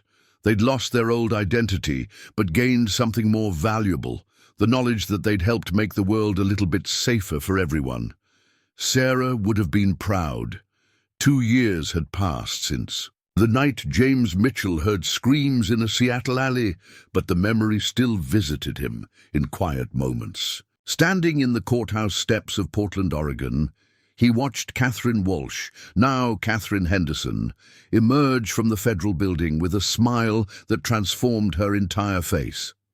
"It's done," she said, clutching the legal documents that officially closed the final chapter of the Carlisle case. The last of his associates just accepted a plea deal, 15 years in federal prison. James nodded, feeling a weight lift from his shoulders that he hadn't realized he'd still been carrying. Agent Chen said this would be the end of it. Hard to believe we can actually move on with our lives now. They walked together through downtown Portland, two people who'd survived something that most couldn't imagine. Emma and Tyler were at the community center, where Emma was helping Tyler with his physical therapy exercises, a friendship that had grown from shared trauma into something beautiful and pure. "Any word from Agent Chen about the book deal?" Catherine asked. James pulled out his phone and showed her the latest email from their former federal handler. "Publisher wants to meet next week. Says our story could help other witnesses understand what they're getting into when they decide to cooperate with federal investigations. Think we should do it? I think Sarah would want people to know that justice sometimes requires ordinary people to do extraordinary things." They reached Pioneer Courthouse Square, where street musicians played for early evening crowds. James had learned to appreciate these simple pleasures: music without danger, crowds without threats, normal life without the constant awareness of being watched. "James," Catherine said, her voice taking on a more serious tone, "there's something I need to tell you, something I should have said years ago." He felt a familiar tightness in his chest, the old instinct that had kept them alive during those dangerous months. "Tyler isn't just my son," she continued. "He's also my nephew. My sister Maria was his biological mother." James stopped walking, processing this unexpected revelation. "Maria was a federal prosecutor like your Sarah. She was working on a case involving child trafficking when she was killed in what looked like a car accident. Tyler was only 2 years old, and I was his only living relative." The pieces clicked into place with terrible clarity. "Vincent Carlisle killed your sister too." The case files I found in his office included references to the prosecutor with the disabled kid. Maria had been getting close to exposing a network that moved children across state lines for Carlisle's clients. James sat down heavily on a nearby bench, understanding now why Catherine had been so determined to see Carlisle brought to justice. "Why didn't you tell me this during the investigation?" "Because I was afraid you'd think I was using you to get revenge instead of seeking justice. The federal agents needed to believe we were reliable witnesses, not people with personal vendettas. But you were seeking revenge." Catherine sat beside him, her hands folded in her lap. "At first, yes. When I realized what had happened to Maria, all I wanted was to make Carlisle pay. But then I met you, saw what he'd done to your family too, and realized this was bigger than just revenge." A street performer juggled fire nearby, drawing applause from tourists and locals alike. Normal people living normal lives, unaware of the darkness that existed in the shadows of their safe world. "Does Tyler know?" James asked. "I told him last year, when he was old enough to understand. He has pictures of Maria now, knows that she died trying to protect other children like him. How did he take it? Better than I expected. He said it made him proud to know that both his mother and his aunt were brave enough to fight bad people." James smiled despite the heavy emotions. Tyler had grown into a remarkable young man, his physical limitations overshadowed by a strength of character that impressed everyone who met him. There's something else, Catherine continued. I've been offered a job with the FBI, Victim Services Coordinator, helping other witnesses navigate the federal protection system. That's incredible. You'd be perfect for that. The position is based in Washington, D.C. Tyler and I would have to relocate again. James felt an unexpected pang of loss.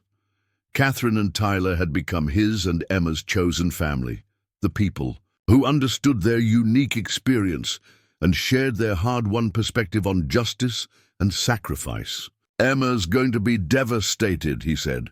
Actually, there's a reason I'm telling you this. The FBI has also offered you a position, consultant for witness security, helping design safe houses and protection protocols based on your construction background and your experience as a protected witness. James stared at her, not sure he'd heard correctly. They want to hire me. Agent Chen recommended both of us. Says the Federal Witness Protection Program needs people who understand what it's really like to have your entire life torn apart and rebuilt for the sake of justice. The offer was tempting in ways James hadn't expected. For 2 years, he'd been working construction jobs under his new identity, but the work felt hollow compared to what they'd accomplished together. Building houses was satisfying, but building a life dedicated to protecting other families from what they'd endured, that would be meaningful in a way that few careers could match. What would happen to our new identities? We'd get new ones. Again, James Mitchell and Catherine Walsh would officially cease to exist, but David Chen and Catherine Henderson would be replaced by whatever names the Marshals Service assigns us in D.C. James thought about Emma, about how many times they could reasonably ask a child to reinvent herself for the sake of safety and purpose. She'd adapted remarkably well to their first relocation, but another move might be too much. I need to talk to Emma about it. Of course, Tyler and I have already discussed it. He's actually excited about the possibility of living near the Smithsonian museums. They walked back toward the community center, where Emma's laughter could be heard through the open windows. She was reading to Tyler from a book about dinosaurs, her voice animated as she described the prehistoric creatures that had captured both children's imaginations. "Daddy!" Emma called when she saw James approach. "Tyler and I have been planning our summer science project. We want to build a model of a brachiosaurus that's anatomically correct." "That sounds ambitious," James said, ruffling her hair. "Where are you planning to get anatomically correct brachiosaurus blueprints?" The internet, obviously. Tyler found a paleontology website that has detailed skeletal diagrams. Tyler, now 9 years old and much more confident than the frightened boy they'd first met, wheeled his chair over to join the conversation. "Did you know that Brachiosaurus had hearts that weighed as much as small cars? The blood pressure required to pump blood to their heads was incredible." "I did not know that," Catherine said, smiling at her nephew's enthusiasm. "You two have been busy, Aunt Catherine. Emma thinks we should paint our model to look like it's alive, but I think we should leave it as a skeleton so people can see the bone structure." "Why don't you build 2 models?" James suggested. "One skeletal, one with flesh and skin. That way you can show both the internal structure and what the animal might have looked like." The children's faces lit up with excitement at this compromise, and they immediately began planning the logistics of their expanded project. "They're going to need a lot more space for 2 life-sized Brachiosaurus models," Catherine observed. "Good thing we have those big backyards in our new neighborhood," James replied, then caught himself. If they accepted the FBI positions, there would be another new neighborhood, another set of adjustments and adaptations. That evening, after Tyler had gone home with Catherine, James sat Emma down for a serious conversation about their future. He explained the job offer, the potential move to Washington, D.C., and what it would mean for their lives. "Would we still be the Chen family?" Emma asked. "We'd probably get different names again. New identities, new backgrounds, but the same. Us underneath." Emma considered this with the gravity that children bring to life-changing decisions. "Would Catherine and Tyler come with us?" "Yes."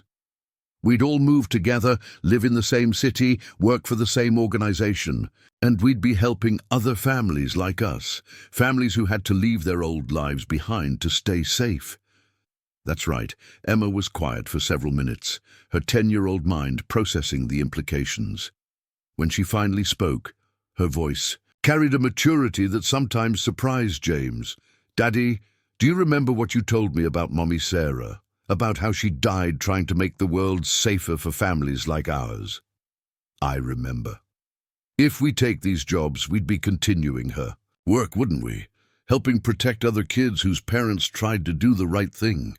James felt tears prick his eyes. "Yes, sweetheart, that's exactly what we'd be doing." "Then I think we should do it. Mommy would want us to help other people the way Agent Chen and the others helped us."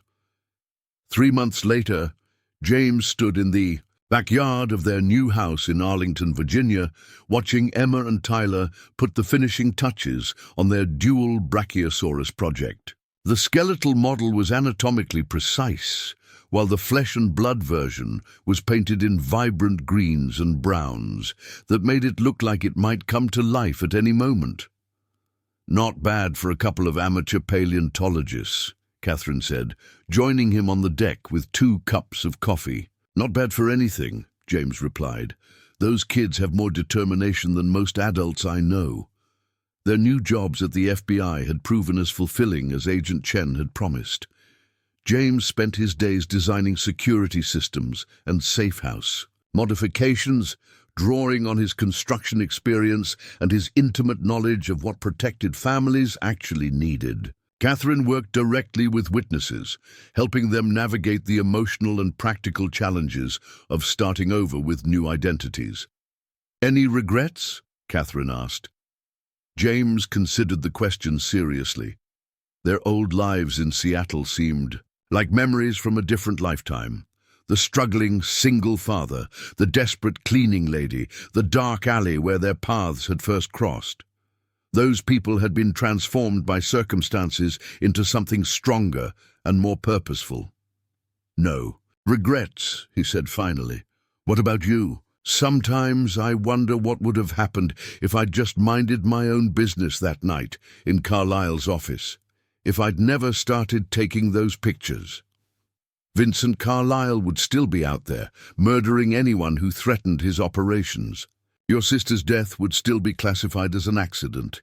Sarah's death would still be an unsolved hit and run. And dozens of other families would still be wondering why their loved ones died in suspicious accidents." They watched as Emma helped Tyler maneuver his wheelchair closer to the Brachiosaurus models so he could reach the final details they'd decided to add, small plaques explaining the scientific principles behind their construction. "Agent Chen called this morning," Catherine said. "There's a new case. Family in Phoenix whose father witnessed a murder. They're asking for our help with the witness protection process. Another family starting over. Another family getting the chance to start over safely. There's a difference." James nodded, understanding the distinction. What had once seemed like loss, the destruction of their old lives, now felt like transformation into something more meaningful. His phone buzzed with a text message from Emma. "Daddy, Tyler and I finished the project. Come see!" Walking across the yard toward the children, James reflected on the journey that had brought them to this moment. A construction worker's decision to help a stranger in an alley. A cleaning lady's courage to expose corruption. A federal agent's dedication to justice. A little girl's willingness to embrace a new life. All of it had led to this. A family forged not by blood, but by shared purpose, living under names that weren't quite their own, but building something real and lasting nonetheless. "Pretty impressive," James said, examining the children's work. "I think the Museum of Natural History would be proud to display these." "Actually," Tyler said with a grin, "we already called them. They want to feature our models in their next student exhibition." Emma beamed with pride. "We're going to be real scientists, just like the people who helped us understand how Brachiosaurus anatomy worked." Looking at these children, resilient, curious, unafraid of the future, despite everything they'd been through, James knew that Sarah would indeed be proud. They'd finished what she started, and now they were helping others do the same. The whispered secret that had made him weep in a dark alley had become the foundation for a new kind of life, one dedicated to ensuring that other families wouldn't have to face their battles alone. Justice, James had learned, wasn't just about punishing the guilty. It was about protecting the innocent and giving ordinary people the courage to do extraordinary things when circumstances demanded it. As Emma and Tyler began planning their next scientific adventure, James knew their real adventure was just beginning. Up next, you've got two more standout stories right on your screen. If this one hits the mark, you won't want to pass these up. Just click and check them out. And don't forget to subscribe and turn on the notification bell so you don't miss any upload from us.